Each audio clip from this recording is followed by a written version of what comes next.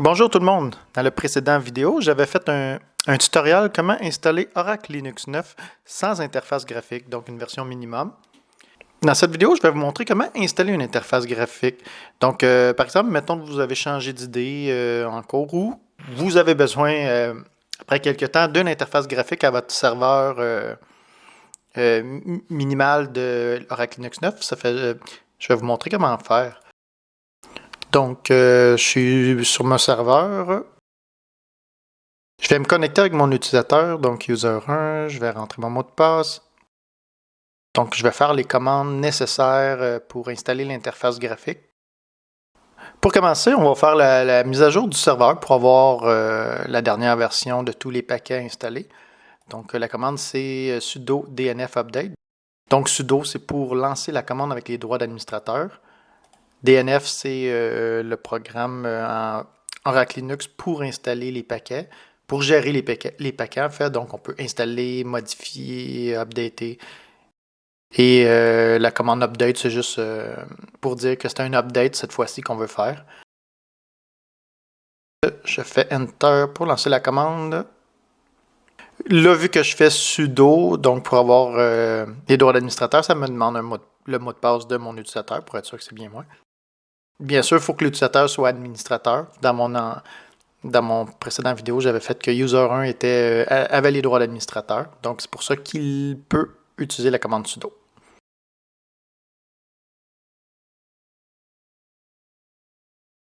Donc voilà, j'avais pas grand-chose à mettre à jour. Ça a été assez vite.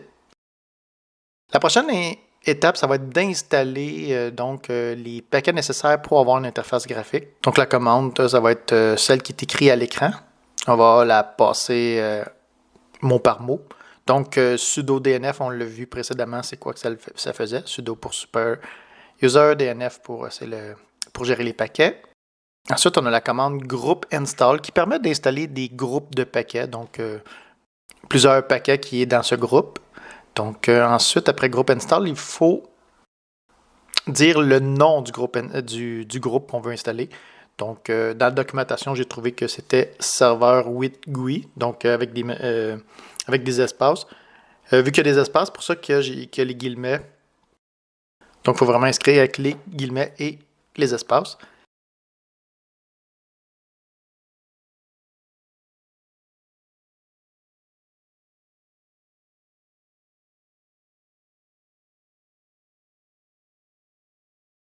Donc, ça affiche les nouveaux paquets qui vont être installés.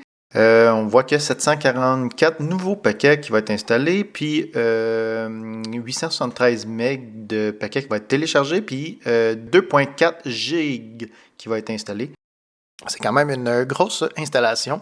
Donc, il y a vraiment une différence entre un Linux minimal et un Linux avec une interface graphique. Donc, je fais oui pour installer et ça s'installe. Donc, on va accélérer un petit peu la vidéo.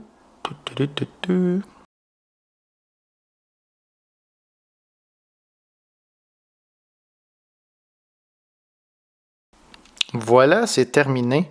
La prochaine étape, c'est de dire à notre système qu'on veut que par défaut, ça démarre avec l'interface graphique. Parce que si on arrête à cette étape-là, même si l'interface graphique est installée, ça va démarrer en ligne de commande quand même. Donc, l'interface minimale. Donc, la commande, c'est, sudo, on l'a déjà vu tantôt, systemctl. Systemctl permet de contrôler les services du système. Ensuite, on a setDefault qui permet de configurer le target qui va être démarré par défaut. Après setDefault, il faut donc définir quel target qu'on veut. Dans la documentation, j'ai vu c'était graphical.target. Donc, en faisant cette commande-là, ça indique au système que c'est maintenant avec l'interface graphique qui doit démarrer par défaut. Donc, je vais faire Enter. Encore une fois, vu que j'ai fait la commande avec sudo, ça me demande le mot de passe.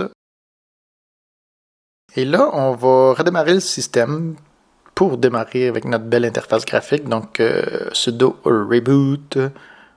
Et je fais Enter. Je demande le mot de passe vu que j'ai fait sudo encore une fois.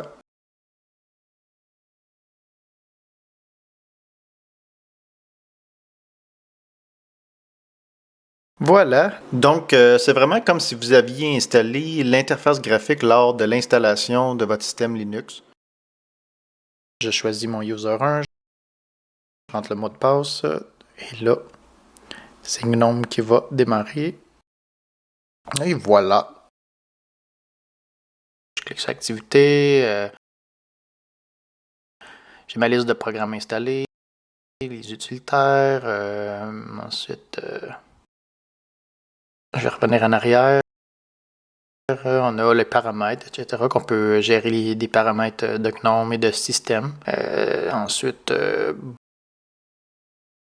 modifier l'arrière-plan si jamais il n'y en a pas d'installé dans le fond d'arrière-plan quand on l'installe comme ça. On peut faire ajouter une image. Donc, si vous voulez, vous avez une image que vous voulez ajouter en arrière-plan. Ben voilà, ça fait pas mal le tour du tutoriel. Donc, j'espère que vous avez aimé la vidéo. Puis, n'hésitez pas à m'écrire dans les commentaires si vous avez des suggestions ou des commentaires à propos de cette vidéo.